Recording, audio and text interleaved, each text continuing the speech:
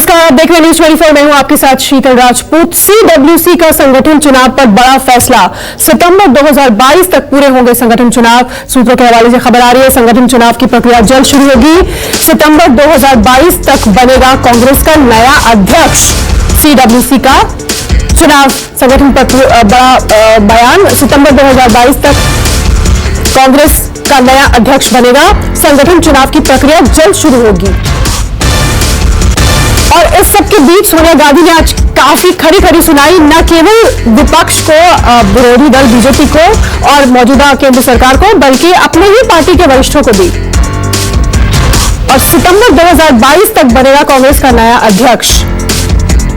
ये बड़ी खबर इस वक्त कांग्रेस वर्किंग कमेटी की बैठक से आ रही है। सुबह 10 बजे से चल रही थी यह बैठक और इसमें संगठन चुनाव पर बड़ा फैसला। कांग्रेस वर्किंग कमेटी की बैठक दो टूक सोनिया ने सुना दिया अपने ही पार्टी के वरिष्ठ नेताओं को। G23 ग्रुप ऑफ 23 जिन्हें कहा जाता है, क्योंकि हाल में कई इस तरह के बयान इन नेताओं की ओर से आए जिसने पार्टी की फजीहत की। तो सोनिया गांधी का ये कहना था कि मेरी नसीहत है कि पार्टी का इस तरह से आप बाहर प्रचार ना करें, इस तरह से फजीहत ना कराएं पार्टी की।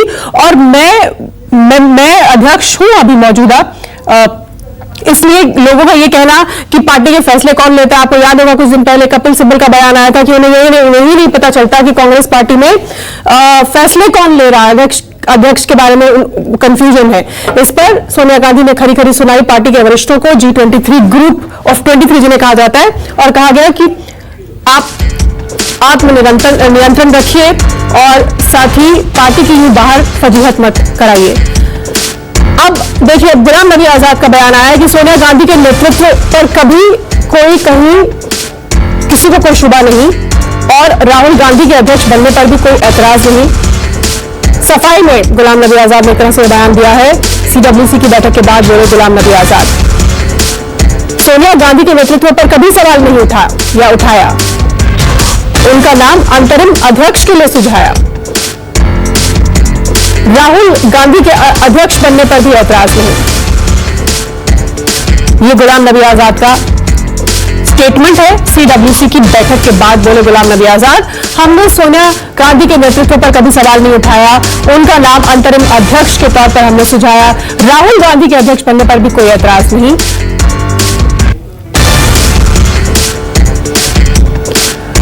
और अशोक गहलोत कहते हैं कि राहुल गांधी को अध्यक्ष बनाया जाना चाहिए। राजस्थान के मुख्यमंत्री हैं अशोक गहलोत। उन्होंने ये मांग उठाई आज इस बैठक में कि राहुल गांधी को अध्यक्ष बनाया जाए पार्टी का, और सितंबर 2022 तक की समय सीमा जो है खुद सोनिया गांधी ने कही है नए अध्यक्ष के लिए। फिलहाल मैं अंतरिम अध्यक्ष हूं, किसी को कोई कंफ्यूजन नहीं होना चाहिए कि पार्टी में निर्णय कौन लेता है, क्या फैसले होते हैं। ये उन्होंने दो टूक कहा पार्टी के असंतुष्टों को।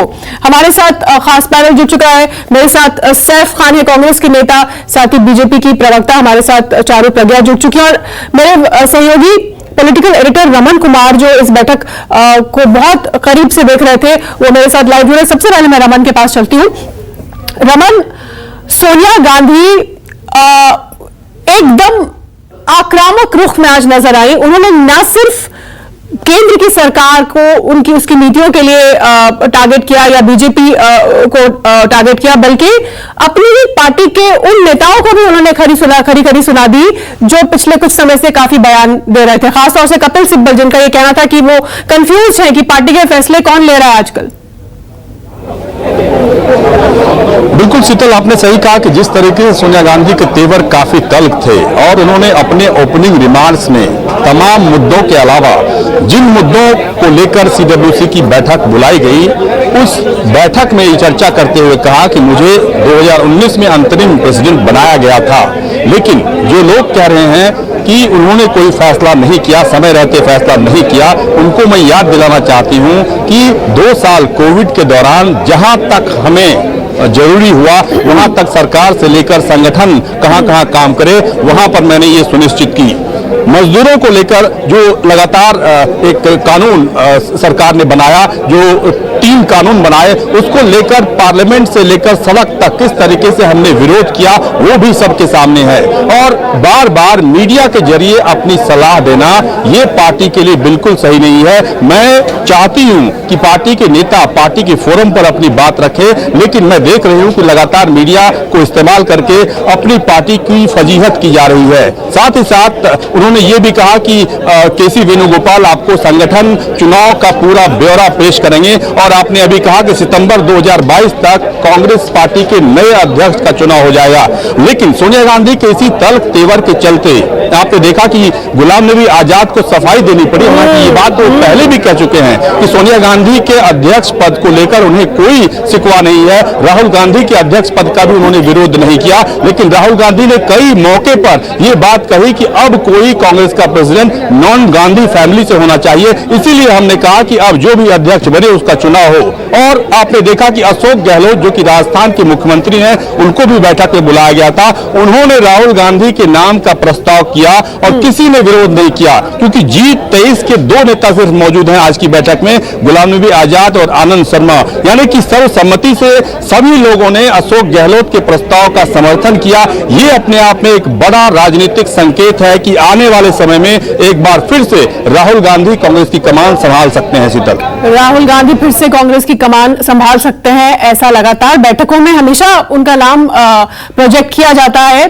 पिछली बार उन्होंने खुद ही इनकार किया था, और अब ये अशोक गहलोत ने फिर से एक बार उनका नाम प्रपोज किया है, और सभी लोगों में इसको लेकर सहमति दिखी, जैसा कि रमन बता रहे हैं। लेकिन बड़ा सवाल वही G23 को लेकर। मैं सैफ के पास चलती हूँ। सैफ, सोनिया गांधी ने जो खरी खरी सुनाई है, जो संदेश दिया है वरिष्ठों को, G23 के जो आपके ग्रुप ऑफ 23 हैं नेता, जिनमें कपिल सिब्बल आते हैं, खुद गुलाम नबी आजाद आते हैं, जो उन्होंने उन्हें संदेश दिया है, और उस पर फिर गुलाम नबी आजाद का तुरंत ये जवाब देना सफाई में कि हम तो कांग्रेस अध्यक्ष के तौर पर सोनिया गांधी को ही समझते हैं और हम पार्टी के लॉयल हैं, तमाम, हमें कोई ऐतराज नहीं।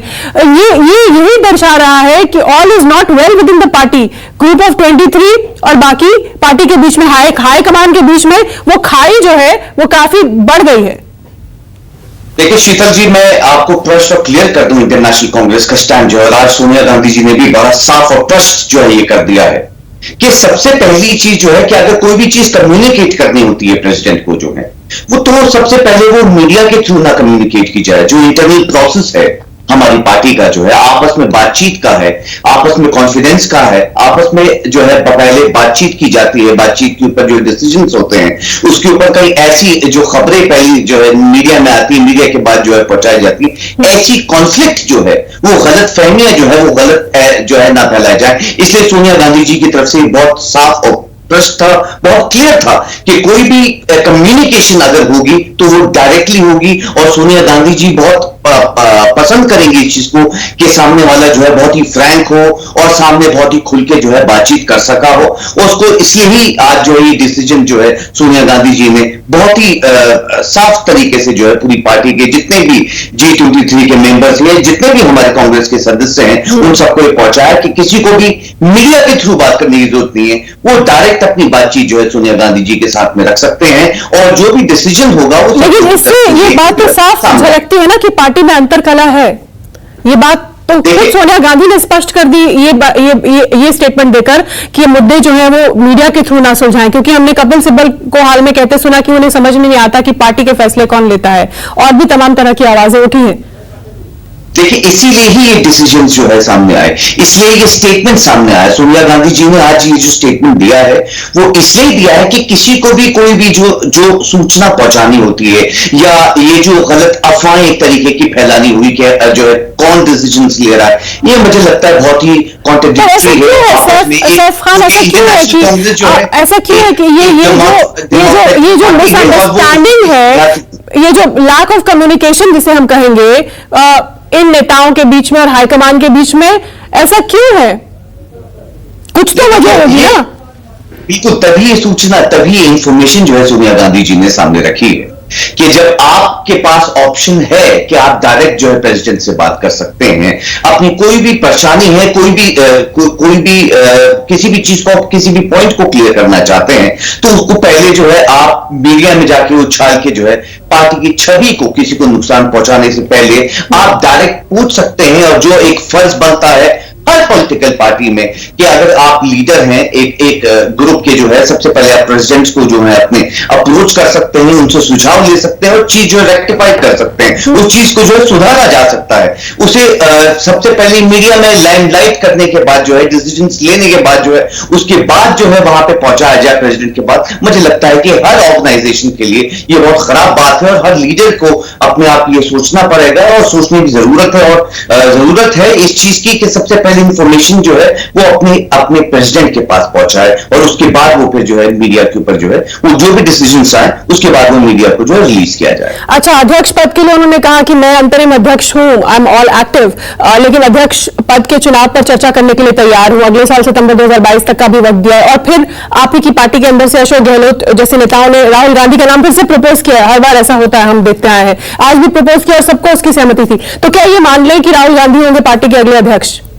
देखिए, हम तो दिल ये चाहते हैं कि राहुल गांधी जी हैं वो अपकमिंग फुल टर्म जो है, जिसे आप बोलते हैं फुल टर्म या प्रेसिडेंट फुल टाइम जिसे आप बोलते हैं, वो हो। मगर अब ये डिसीजन जो है आगे सितंबर 2022 तक के लिए इसलिए चला गया है कि बहुत सारे कांग्रेस के ऐसे सदस्य हैं जिन्होंने कहा कि अभी आने वाले चुनाव जो है अपकमिंग स्टेटों में आने वाले हैं, तो ज्यादा फोकस हमें जो है उस पर करना, इलेक्शन के ऊपर आने वाले चुनाव में करना होगा। और यही नहीं, बहुत सारे ऐसे मुद्दे हैं। तो मतलब हम ये मान रहे हैं कि आने वाले जो विधानसभा चुनाव है वो कांग्रेस पार्टी सोनिया गांधी की अंतरिम अध्यक्षता के अंदर ही लड़ेगी, जो आने वाला विधानसभा चुनाव है?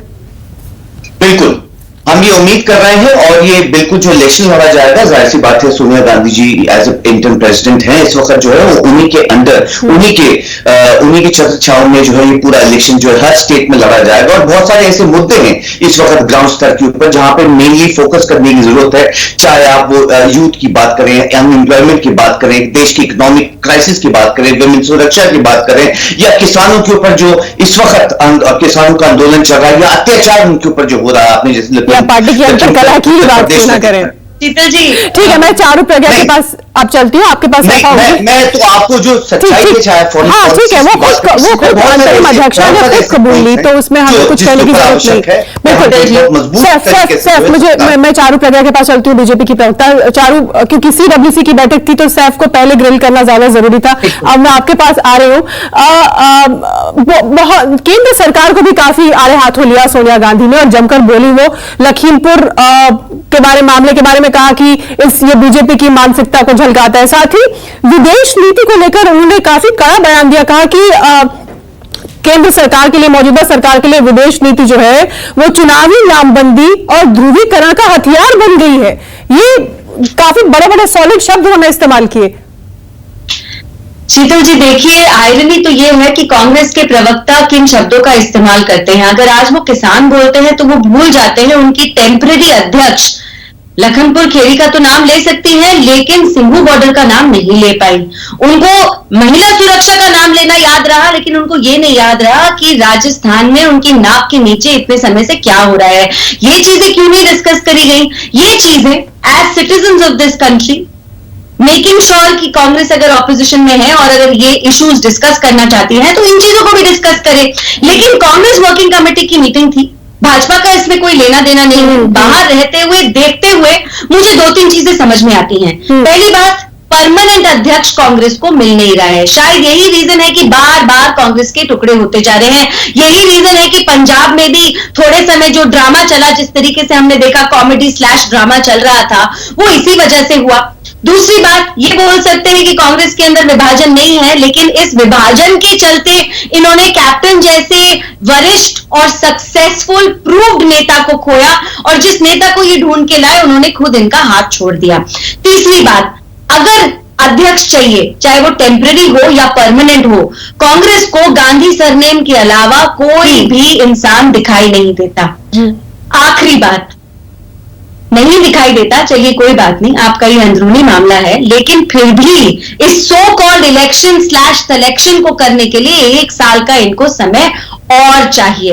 तो ये वर्किंग कमेटी बोलिए, पब्लिसिटी स्टंट बोलिए, बोर हो रहे थे तो टाइम पास का जरिया बोलिए, आज सिर्फ केवल यही हुआ है। बोर हो रहे थे, ये क्या बात कही? 4 रुपए आपने। हाँ सर, चारू कह रही कि आपको पार्टी अध्यक्ष का फैसला नहीं लेना है, 1 साल के लिए और टाल दिया क्योंकि गांधी परिवार के अलावा कोई सोचता नहीं कांग्रेस पार्टी को, और ये अब क्योंकि बोर हो रही थी पार्टी इसलिए चलो एक बैठक कर ली। दूसरी बात उन्होंने कही कि अगर लखीमपुर की बात करते तो आप सिंघू बॉर्डर पे जो हुआ कांड उसे क्यों भूल जाते हैं? देखिए, सबसे पहले मैं इनकी बातें जो है वो क्लियर कर दूं। भारतीय जनता पार्टी के प्रतिनिधि ने महिला सुरक्षा की भी बात की, बहुत ही धराधर की जो है बात की। मुझे लगता है कि वो जानकारी नहीं रखती है कि नेशनल क्राइम रिकॉर्ड ब्यूरो क्या कह रहा है, या इस वक्त देश में जो महिलाओं के खिलाफ जो केसेस रजिस्टर हुए हैं वो तो उनको कोई लेना देना नहीं है, ना किसी गवर्नमेंट की ऑर्गेनाइजेशन, ना इनकी एजेंसी। चाहे महिला WCG क्या बोलती है, रुक जाइए घबराइए, ऐसे बौखलाहट मत दिखाइए। वुमेन चाइल्ड डेवलपमेंट खुद जब आवाज करती है तब भी इनको लेना देना होता नहीं। फिर ये बात करती है किसानों के लिए या आंदोलन के लिए। मैं ये बताना चाहूंगा, किसी भी कांग्रेस की सरकार में किसी भी मंत्री के बेटे ने किसानों को गाड़ी से कुचला नहीं। बौखलाहट मत दिखाइए। सर की बात खत्म होने के चारों पर आप याद कर सकती हैं, फिर मैं रमन के पास भी चलूंगी। कि बौखलाहट और नहीं, आराम से बात करेंगे आपस में। सैफ ने कुछ बातें कही हैं, चारू उसका जवाब दीजिए और फिर मैं रमन कुमार के पास चलूंगी। चारू बिल्कुल मैं बताना चाहूंगा शीतल जी, घबराहट देखिए फिर इसलिए है में गोल गोल घूमते हैं। मैं बताता हूँ, और गांधी परिवार अच्छा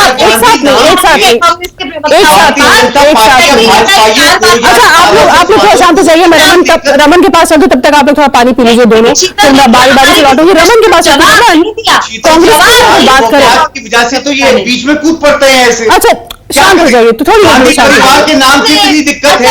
गांधी की स्थिति थी, ये गॉडसे वाले लोग, गॉडसे को पूजा करने वाले लोग हमेशा गांधी नाम से परिवार, गांधी नाम से जो है उनको बहुत घबराहट है, बहुत गांधी नाम से घबराहट है चारू प्रज्ञा बीजेपी को। भाई गॉडसे की पूजा करने वाले लोगों को कैसे जो है गांधी नाम से जो है वो चैन में जाएगा। इनकी तो घबराहट इसलिए गांधी नाम सुनते ही घबराहट क्यों हो जाती है? आप देख लीजिए अब स्क्रीन पे बौखलाहट देखिए। 1 मिनट चुप हो जाइए, देखिए बौखलाहट देखिए। अच्छा चलो ठीक है, मैं आप लोगों के पास लौटूंगी, रमन कुमार के पास चलती हूँ। रमन कुमार इस वक्त ग्राउंड पर मौजूद है। रमन आप मुझे सुन पा रहे हैं? रमन, जिस तरह से हमने सोनिया गांधी का सीधा स्टेटमेंट खरी खरी जो उन्होंने सुनाई पार्टी के वरिष्ठों को और असंतुष्टों को, और फिर उस पर गुलाम नबी आजाद का रिएक्शन तुरंत आना, ये जो कला है, अंतर कला, ये कितनी बड़ी चुनौती आने वाले समय में हो सकती है बीजेपी के लिए, माफ कीजिएगा कांग्रेस के लिए? कांग्रेस के लिए देखिए, जो भी G23 में नेता हैं वो नोन पर्सन है। चाहे आप मनीष तिवारी की बात करें, शशि थरूर की बात करें, कपिल सिब्बल की बात करें, आनंद शर्मा की बात करें, या गुलाम नबी आजाद की बात करें, या विवेक तनखा की बात करें, सारे नोन फिगर हैं कांग्रेस पार्टी में जो G23 को रिप्रेजेंट करते हैं और जिनकी मांग है कि जल्द से जल्द चुनाव कराया जाए, और चुनाव कराने को लेकर जो चुनाव की प्रक्रिया है उसके बारे में जल्द से जल्द उसकी घोषणा की जाए। लेकिन जैसा मैंने कहा कि गुलाम नबी आजाद ने जो चिट्ठी लिखी थी सोनिया गांधी को कि जो पूर्णकालिक कांग्रेस वर्किंग कमेटी के सदस्य होते हैं उनकी बैठक बुलाने का अनुरोध उन्होंने किया था, और वो करीब 20 की संख्या में होते हैं जो पूर्णकालिक होते हैं, परमानेंट इनवाइट। लेकिन कांग्रेस पार्टी ने अपने सभी मुख्यमंत्रियों को भी इनवाइट किया और बाकी जो सदस्य होते हैं उनको भी इनवाइट किया, तो उनकी संख्या करीब 54 से 55 हो गई, और G23 की तरफ से सिर्फ गुलाम नबी आजाद और आनंद शर्मा इस बैठक में थे। आप ये समझ सकती हैं कि जिस तरीके से पूरा का पूरा एक यहाँ पे गांधी समर्थक या कांग्रेस पार्टी की जो आइडियोलॉजी चल रही है उसके समर्थक नेताओं की भीड़ यहाँ पे इकट्ठी थी कांग्रेस वर्किंग कमेटी में, उसमें सिर्फ 2 नेताओं को अपनी बात कहने में काफी दिक्कत हो रही थी, इसीलिए नहीं कह पा रहे थे। और गुलाम नबी आजाद ने इससे पहले भी कहा, कोई पहली बार नहीं कहा कि सोनिया गांधी की अगुवाई में कोई दिक्कत नहीं है, राहुल गांधी जब खुद अस्वीकार कर रहे हैं तो हमने कहा कि आप चुनाव के जरिए नए अध्यक्ष का चुनाव करवाइए, राज्यों में भी प्रदेश अध्यक्ष का चुनाव जो है वो चुनाव के जरिए हो, और CWC की मीटिंग, CWC के सदस्यों का चुनाव भी होना चाहिए। लेकिन अब जब राहुल गांधी के नाम का प्रस्ताव अशोक गहलोत ने रखा और तमाम नेताओं ने, G23 के नेताओं ने भी कोई विरोध नहीं किया, लेकिन वो विरोध कर भी नहीं सकते थे क्योंकि बड़ा तबका वहां पे, बड़ा कि सब नेता वहां पे राहुल गांधी की अगुवाई वाली को सपोर्ट कर रहे हैं। ये बात आपने सही कही या चारू प्रज्ञा ने भी सही कही कि गांधी परिवार के बिना कांग्रेस पार्टी नहीं चल सकती। ये बात एक सत्य है, क्योंकि अगर कोई नॉन गांधी कांग्रेस का अध्यक्ष बनता है तो वो उसी सूरत में बन सकता है कि उसका गांधी परिवार के प्रति पूरा आशीर्वाद। और अमन, समय खत्म हो रहा है, मैं छोटा छोटा रिएक्शन लूंगी सैफ से भी और चारू से भी। सैफ, तो ये सच है कि और बॉटम लाइन है कि गांधी परिवार के अलावा और कोई अध्यक्ष पद पर नहीं काबिज हो सकता कांग्रेस पार्टी में, कम से कम आज जो बैठक में सामने देखने को आया उससे तो यही साबित हो रहा है। देखिए, गांधी परिवार, जैसे मैं आपको बता ही रहा था कि गांधी या गांधी परिवार का नाम सुनते ही जो है बौखलाहट भारतीय जनता पार्टी है, भाजपा है, ये आरएसएस के कच्चाधारी लोगों में जो है हमेशा से दिक्कतें जो पैदा होती हैं।